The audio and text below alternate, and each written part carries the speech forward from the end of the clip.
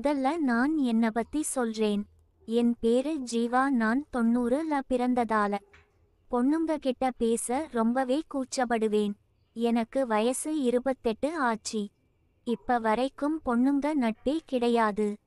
நான் 10 படிக்கிற வயசுல இருந்தே புக் படிக்கிறது, இன்டர்நெட் சென்டருக்கு போயிட்டு படம் பாக்குறதுன்னு இருப்பேன். அது என்னவோ தெரியல, எனக்கு பொண்ணுங்கள விட கல்யாணம் ஆன ஆண்டிங்கன்னா ரொம்பவே பிடிக்கும். 25 வயசு வரைக்குமே பொண்ணுங்கள தெரியாம கூட தொட பயமா இருக்கும். அது பயமா இல்ல கூச்சமானு சொல்ல தெரியல. அதுக்கு அப்புறம் கூட்டமான பஸ்ல ஏறி நின்னுப்பேன். இப்படியே போயிட்டு இருந்த என் வாழ்க்கையில முகநூல்ல அறிமுகம் ஆனவ தான் கீதா. கீதாவுக்கு குழந்தை இல்ல. அவ புருஷனும் அடிக்கடி வேலை விஷயமா வெளியூர் போயிடுவான். கீதா வீட்டுல தனியா இருக்க போர் அடிக்குதுன்னு ஒரு போலியான கணக்கு தொடங்கி முகநூலில் ஆண்களிடம் கடலை போடுவதை வழக்கமாக கொண்டிருந்தாள். அப்படி தான் ஒரு நாள் அவளாக எனக்கு ஒரு குறுஞ்செய்தியை அனுப்பி பேசத் தொடங்கினாள். கீதா, ஹாய் ஜீவா. நான், நீங்கள் யார்? கீதா, என் பெயர் தேவி. நான் திருச்சி என்று அறிமுகம் செய்து கொண்டாள். நான், என் பெயர் ஜீவா, நான் சென்னை என்று கூறினேன். கீதா, சென்னையில் எங்கே என்று கேட்டாள். நான், நீங்கள் திருச்சி. சென்னையில் நான் இருக்கும் இடத்தை கூறினால் உங்களுக்கு தெரியவா போகிறது என்றேன். கீதா, சென்னையில் 2 வருடங்கள் தங்கி காலேஜ் படித்தேன், அதனால் தான் கேட்கிறேன் என்றாள். நான், போரூர் என்றேன். கீதா, சரி சரி, உங்களுக்கு திருமணம் ஆகிவிட்டதா? நான், இன்னும் இல்லை. உங்களுக்கு? கீதா, நானும் கன்னிகழியாதவள் தான் என்றாள். நான் விளையாட்டாக நான் வேண்டுமானால் கன்னிகழிக்கட்டுமா என்றேன்.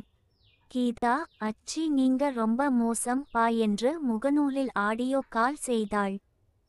ஹலோ ஜீவா, என்ன பண்றீங்க? நான் ஒரு கம்பெனில வேலை செய்யுறேன். நீங்க?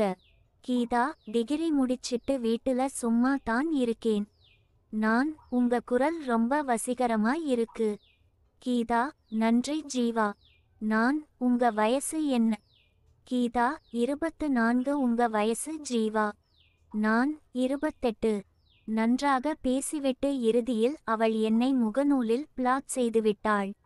உடனே நான் இன்னொரு போலி கணக்கை உருவாக்கி அவளை தொடர்பு கொண்டு 2 மாதங்கள் கழித்து அவளின் செல்போன் நம்பரை வாங்கினேன். நம்பர் வாங்குவதற்கு நான் பட்டப்பாட்டை சொன்னால் அது இன்னும் பெரிதாக போகும். அதன் பிறகு சில நாட்கள் போனில் பேசினோம்.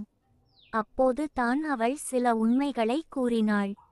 அவள் பெயர் தேவி இல்லை கீதா என்றும், ஊர் திருச்சி இல்லை சென்னையில் கிண்டி என்றும் கூறினாள். எனக்கு திருமணம் ஆகி 5 ஆண்டுகள் ஆகிறது. வயது 35.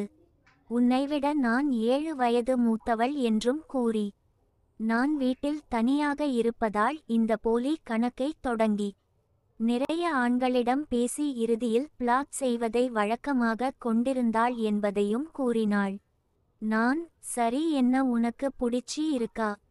கீதா, புடிக்காம தான் போன் நம்பர் கொடுத்தனா? நான், அப்போ மீட் பண்ணலாமா? கீதா, கண்டிப்பா பண்ணலாம். இன்னும் கொஞ்ச நாள் போகட்டும்டான்னு கூறினாள். நாங்கள் இருவரும் நிறைய நாட்கள் பேசி எங்களுக்குள் நிறைய பகிர்ந்து கொண்டோம். இறுதியாக ஒரு நாள் சந்திப்பதற்கு ஒத்துக்கொண்டு கிண்டி பார்க்க வர சொன்னாள். நானும் ஆவலோடு சென்று அவளுக்காக காத்திருந்தேன். 1 மணிநேர காத்திருப்பிற்கு பிறகு கிராமத்து அழகி மாதிரி ஒரு ஆண்டி என்னை நோக்கி வந்தாள். ஹாய் ஜீவா, ரொம்ப நேரம் வெயிட் பண்றீங்களான்னு கேட்டா. இல்லைங்க, இப்போதான் வந்தேன். கொஞ்ச நேரம் பேசிட்டு இருந்தோம். கீதா அடிக்கடி என்னை பார்த்து பேசினாள். அதன் பிறகு நேரம் ஆச்சி, நான் கிளம்புறேன்னு எழுந்தாள். அவள் கையை பிடித்து அவ்வளவு தானா என்றேன். அவள் சுற்றி பார்த்துவிட்டு கன்னத்தில் ஒரு முத்தம் கொடுத்தாள். என் புருஷன் அடிக்கடி வெளியூர் போயிடுவான். அப்போ வீட்டுக்கே கூப்பிடுறேன்னு சொல்லி வரேண்டான்னு நடையை கட்ட அவளை வழியனுப்பினேன். வீட்டிற்கு சென்றதும் அவளது புகைப்படத்தை எனக்கு அனுப்புவாள். நானும் என் ஆசையெல்லாம் இந்த ஆண்டியை வச்சி தீத்துகணும்னு காத்திருந்தேன். ஒரு நாள் போன் பண்ணி ஜீவா அவன் ஊருக்கு போயிட்டான். நீ வீட்டுக்கு வரியான்னு கேட்டா. உடனே வரேன் என்று சொல்லி போனை கட் செய்து கிண்டி பறந்தேன். அவள் வீட்டிற்கு சென்று காலிங் பெல்லை அமுக்க அவள் நைட்டி போட்டுக்கொண்டு கதவை திறந்தாள். யாராவது பார்க்கும் முன் உள்ளே வா என்றாள். நான் உள்ளே நுழைந்ததும் கதவை சாத்தினாள்.